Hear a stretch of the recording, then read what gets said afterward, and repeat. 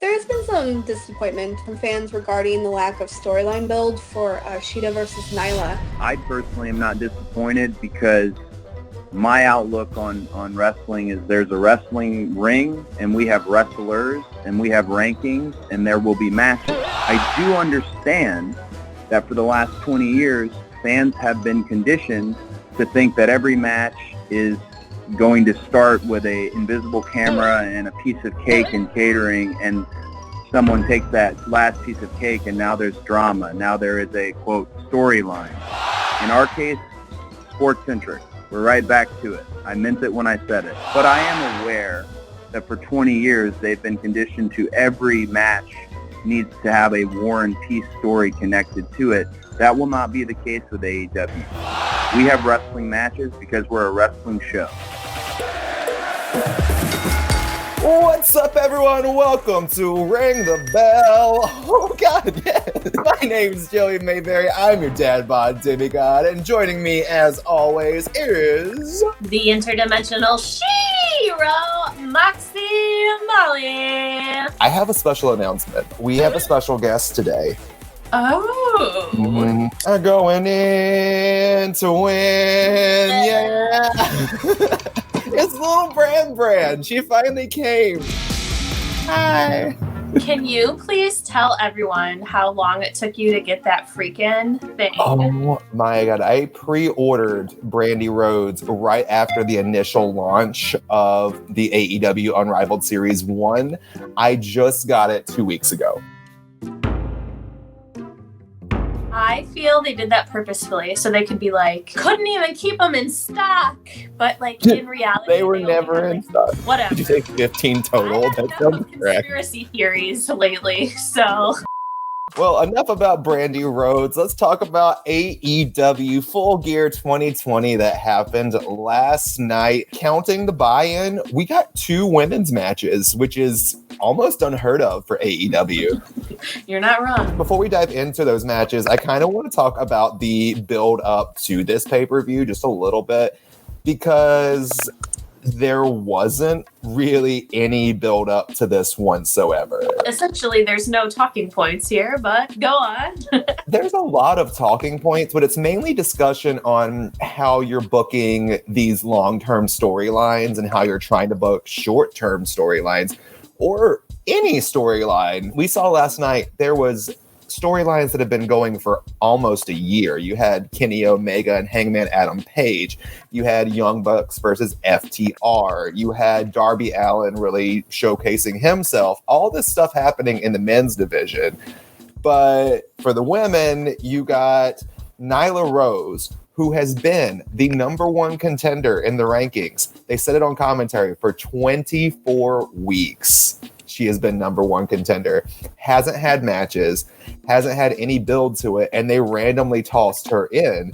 And I was just watching this match thinking, the person you built up to be the big heel contender recently is Britt Baker, and she wasn't on the show. So I know that you and I have been very critical of AEW since the conception of this Wednesday Night Wars sort of review, which I will say we've been doing this for now 13 months. If you guys remember SummerSlam, Cody, who lives here with my husband and I, Breezy, he said that he's a big fan of AEW. And even this morning over coffee, he was saying, wow, like sometimes he doesn't even want to support the male portions of AEW because he sees now finally that the women's portion, they're just doing us dirty. They said that they were always going to be different, and he said he held on, but right now he doesn't even want to watch it, like the women's portions and sometimes the men's portions, because when NXT is pumping out the sort of content,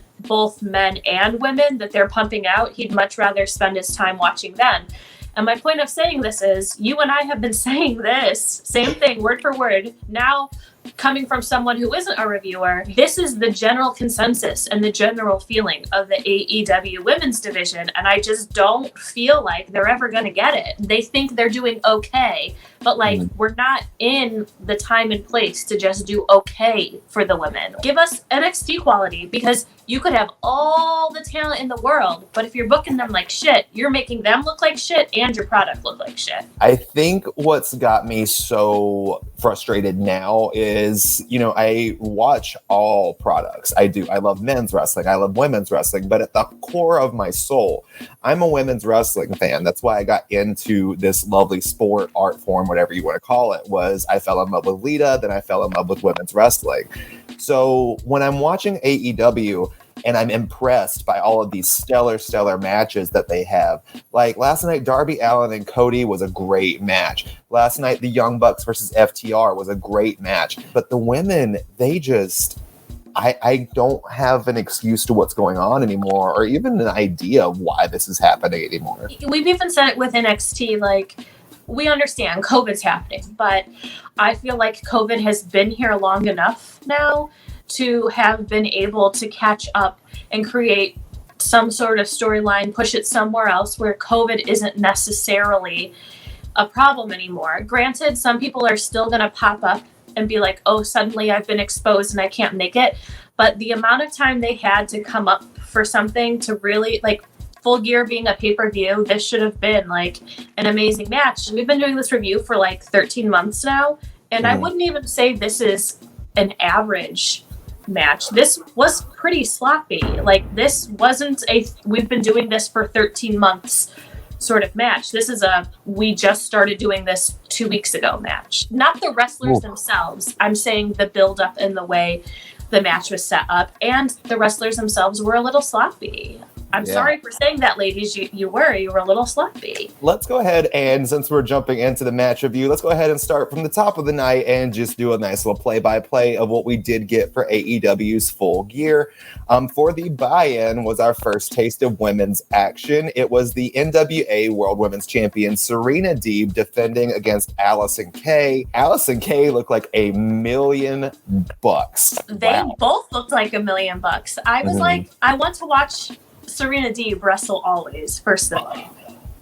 And I always have, but even last night, I was just like, yes, Queen, show us why you are still here. Show us why you are still irrelevant. All of her, like, switches on all of the different submissions and holds, like, yes, this is women's wrestling. No, that was just wrestling, girl. The technical ability. Put women's in front of it. She put her against Cody Rhodes, and she will overshine him. Like, she is what it is. Like, yes, even though we'll get to it, like, I found myself being like, I want this on Full Gear. Like, it was so amazing. It was so amazing. We talked about her technical ability, Serena's technical ability, and what she really can bring to the table. But Allysin Kay, I feel, is, you know, we saw her as Sienna in TNA, and she's since transitioned to the NWA, and now it looks like she's leading into AEW, because during the match, they really focused on her being an independent contractor now, and this being like her showcase. I think if we can bring in Allysin Kay for AEW, her and Serena and Thunder Rosa, yes, that's a division I'm interested in. Yeah, no, exactly. I started to build, like, not necessarily storylines, but like great matches. Like Serena Deeb versus Chris Statlander would be amazing. Allysin Kay versus Chris Statlander. I was gonna say, and furthermore, their bodies match, their body types match, and they're the like same height. Like, that would be just a stellar sort of blow for blow match. Like, what we saw on the buy-in had me buying in. Like, but then I was like, I want to return it, but we'll get there later. Well, if we're talking about what happened in this match, we talked about how technical it was. I want to talk about this move that I don't even have a name for. It was right before she put her into the Serenity Lock. Serena hit Allysin with like this double chicken wing, like glam slam hooking Styles Clash face plant thing. And I was just like, what is this move? I love it. That's something new. Like, that's not an old thing. And so I'm not even familiar. I'm a little bit was like, is this an accident that it looks this amazing? But if it's not, kudos. And if it is, keep it. Like, yes, I thought that was the finish, no lie, because that looked like, remember that old match where Beth Phoenix didn't unhook Michelle McCool for the Glam Slam and just slammed her face down? Yeah. That was like that move perfected. Then we saw her roll over Allysin Kay to hook the Serenity Lock. Allysin Kay taps.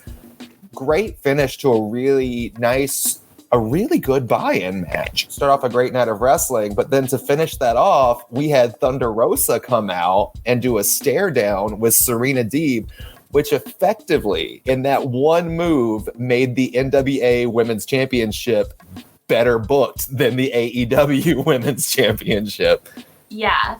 And we were talking about this a little bit before we move on from this match. I do want to say, even commentary, which you and I are very critical of in AEW, there was no build up to this match necessarily on AEW sort of channels, but commentary made me believe and buy in that there was a great storyline between these two ladies, and they kept perpetuating that throughout the match, telling us how Serena Deeb only won it 11 days ago, how Allysin Kay just like a week ago announced that she's no longer with NWA, and how would that affect the title if she won it. They never broke kayfabe. It was all flawless and seamless. And aside from how stellar the ladies were, that's what we're asking for on commentary for AEW. And it's probably the best commentary we've gotten on a ladies match in AEW. It's just everything about this was so crisp and perfect. It unfortunately was far superior to what we got on the main show.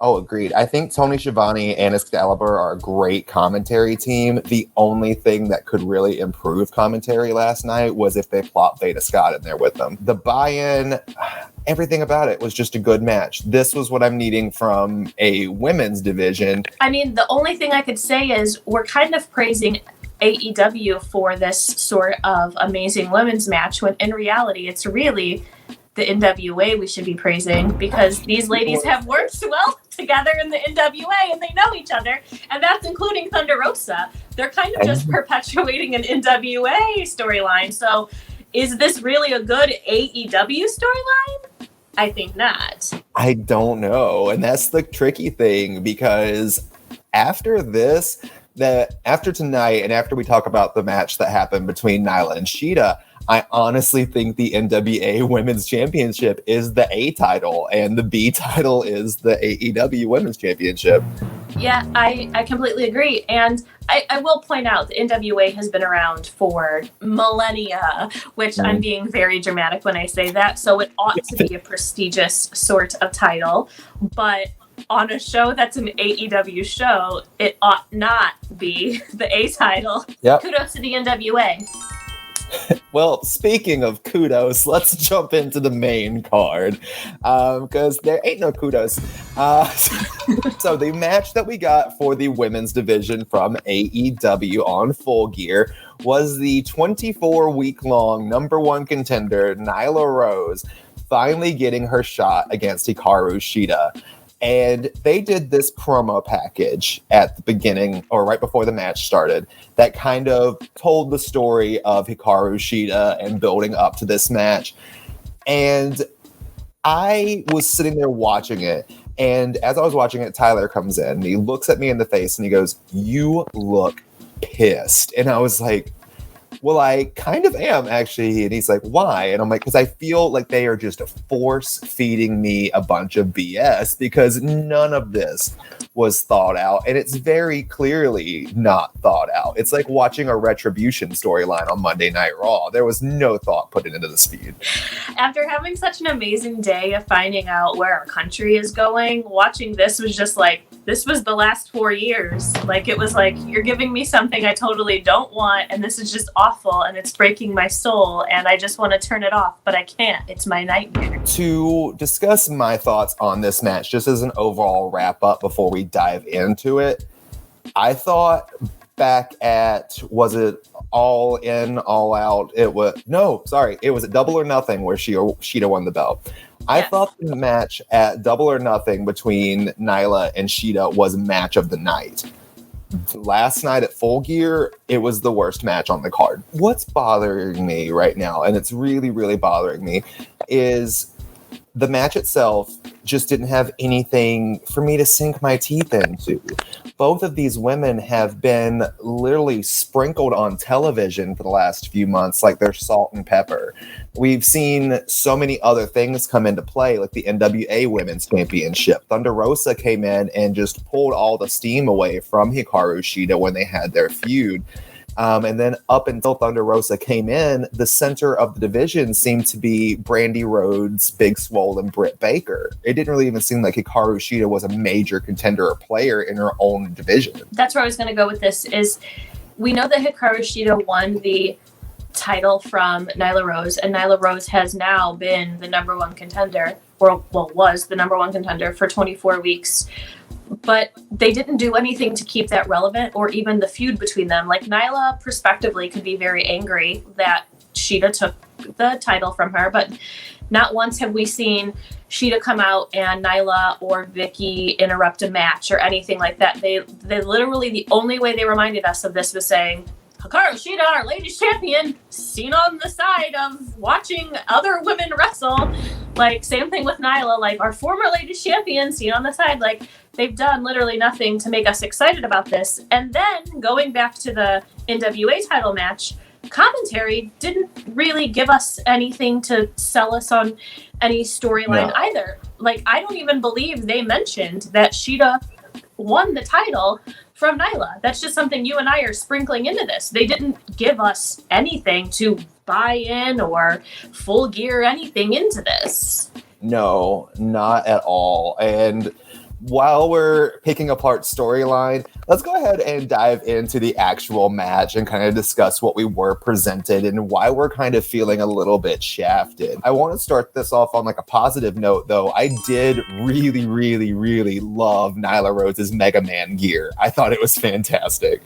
Oh, I guess I didn't put it together as Mega Man because I actually really hated it. But now that you said it was Mega Man, I get it. I was just like, why are they making her look like a big blue blob?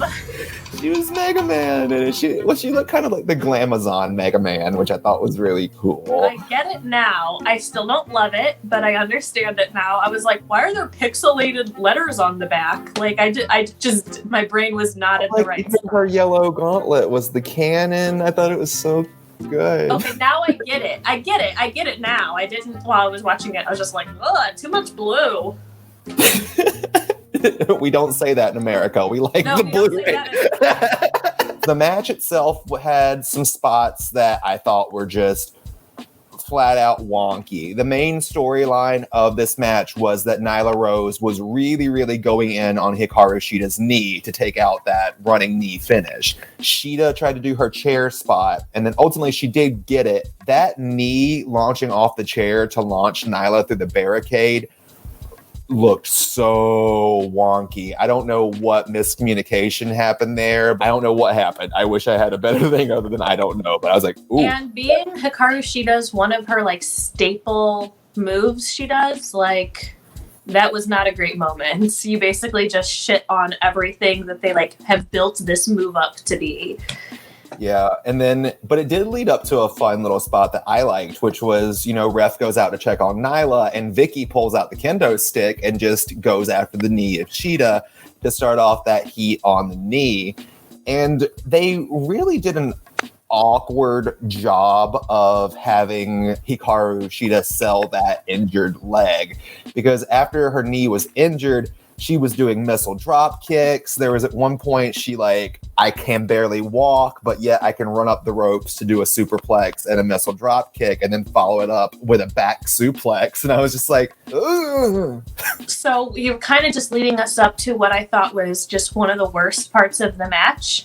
And it literally, towards the end, did not make sense for Hikaru Shida to do that amazing Michinoku driver from the top rope. Yeah, literally, she could have pinned Nyla Rose, but goes very heel all of a sudden and pulls her up like, I'm not finished with you yet, which I hated. She gets up to run, and then Vicky gives us the weakest ever trying to mess her up. Like, all I saw was Vicky put her arm up. I didn't see her hit the rope or even actually grab her ankle. It was so She's like awful. a little kitty. She's like, meow. Yeah, she just like, aside from the fact that Hikaru Shida essentially just gave up her own self retaining her title by not letting Nyla, who is the heel and supposed to be one of the biggest heels in the AEW women's division, And she just stole her own title reign away from her. Then she goes, and I assume they only did this so they could incorporate Vicky more, and Vicky just shits the bed, basically. Like, it was just awful. And then there was so much wrong. I do want to point out a commentary line that I cackled at. I cackled out loud because Nyla did the knee and then went to cover Shida, and Shida kicks out at 1, and Tony Schiavone goes, Hikaru Shida barely kicks out at 1. Yeah. And I was like, what? And listen, there was more to it. The second time Vicky grabs the kendo stick and Ref Aubrey, shout out to her, we never give her enough credit, Ref Aubrey takes the kendo stick. Like, that would have been a perfect time for the ref to be like, you're out of here, which they love it when Ref Aubrey does that. She didn't do that, which doesn't make any sense. And I even think trying to do Hikaru, she does this, but turning it into the double middle fingers, that was like at the beginning of the match. Like, you weren't like going toe for toe yet and looking so awesome that it buys in for a heel to just be like, haha, this was like 16 puzzles thrown in one box and sold for $25 at the garage sale. Like, this was not good. Once Nyla did the whole I knocked down Vicky Guerrero type deal on the outside, they came back in. We finished it with the mess of just Hikaru Shida ramming her very injured knee into Nyla over and over and over again to get the win. Hikaru Shida leaves after just kind of like a wah-wah finish. And then Vicky comes in, screams at Nyla Rose, slaps her, which thus seems to end the partnership of Vicky and Nyla after 3 months. Yeah, and how many times have we seen Vicky? Like, not enough for them to make us so excited about her being brought to AEW. I made a note of this. If you didn't watch WWE and you only watched AEW, you have no idea who Vicky Guerrero is or why she's there. None of it makes any sense. And then that's a whole nother topic for a whole nother day. Night and day between the NWA World Women's Championship and this championship match. Thank God for the buy-in, or I honestly would just be like, I can't do this review. It was just so bad. And this match is also night and day from when Nyla and Shida wrestled previously for Shida to win the title. And it's a little bit on everyone about it being so night and day. It's not like, hey, those girls have put on a spectacular match before, we should cut them a little slack, because they weren't even performing as to a high of a level as they were in the previous match. Well, also in the previous match, they had a little bit of story. Just a little bit. Not a lot, but just enough to make something substantial. As far as the fallout from all of this, the only thing announced on Full Gear for the upcoming Dynamite was Ty Conti with Anna Jay in her corner versus Red Velvet with Brandy Rhodes in her corner. And that's what's announced for Dynamite. It's a completely unrelated storyline that has nothing to do with either championship. Unrelated to anything we've also seen in the previous weeks, too. It's strange. And I will say kudos to Red Velvet, who came into AEW that was just supposed to be a jobber talent, and now she's just doing the damn thing. Granted, they're not really giving her lots of wins. They're giving her lots of time on television, and she's a spectacular talent. Same thing with Tay Conti and Anna Jay. Anna Jay's growing on me. It's still not my favorite, but I can see what they saw in her to give her I love her. I want to ask one quick question before we go into things. Why did they split up Allie and Brandy just to put Red Velvet with Brandy and Allie? That's where I was going. I was like, I don't understand why they're putting Brandy with Red Velvet. Like, granted, Brandy and Allie really did bring some sort of relevance to this tag sort of thing happening in the women's division, although there's no tag team titles in the women's division. They don't need it. It's confusing why that even happened. But I think that Allie is the one that kind of brought most of the good heat to make that whole little situation sizzle. Mhm. I don't know that. I think they're expecting Brandy to do that for Red Velvet, and I just don't know. From historically what we've seen from her, I don't think it's going to work out the way they want it to. I don't think so either, but we shall see. I love AEW. I think they're great. The only thing I don't think is great is, unfortunately, the women's division, which is my favorite part of wrestling, and that's what's got me so upset. As Cody Breezy, who lives here with us, said, he's like, it's really making him want to turn his back on all of AEW. Like, you promised us one thing and we're getting another. That I can't do because I love me some MJF, but aside from that, I think it's time to say, hey, Moxie. Hey, Joey. What is your boom blast moment of the show? Honestly, I'm going to give it to the entire match. That is Serena Deeb and Allysin Kay mixed with Thunder Rosa coming out, because those ladies, just everything about them made this match stick out in my mind and made me still so excited about women's wrestling. I agree 100%. My boom blast is going to be actually from that match as well. It is that move that Serena did to Allysin Kay that I can't think of a name for, but I love when new things pop up in wrestling, and I'm just like, I want to see that every week. She's so good. Like, if every women's wrestler, I can't even say if every women's wrestler in AEW was as good as her, because there's some great ones there, they're just not being booked correctly. But however they booked previously weeks in NWA to make Allysin Kay and Serena Deeb so wonderful, like, whoever's doing that booking, please hire them for AEW, because this match was just phenomenal. Hey, Moxie. Hey, Joey. Where can the people find you? You can find me at Joey_Mayberry on Instagram and Twitter. I'm the Dad Bod Demigod on TikTok. And you can find little Bran.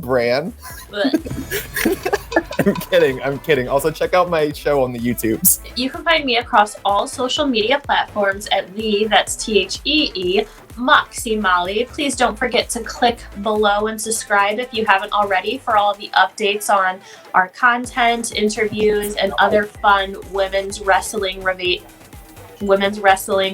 things. And don't forget, we have a Teespring. I've been getting lots of tweets about t-shirts for all of us, and any t-shirts that exist are in the link below, so please have a little look-see. And if you're interested in my puppy, he has his own Instagram now too, and it's Loki Holly, so go check him out. Until the next AEW or NXT show, I'm gonna ignore that Full Gear happened women's wise and just go watch the matches from Halloween Havoc over and over again real quick. So I'll see you guys later. Bye. Bye.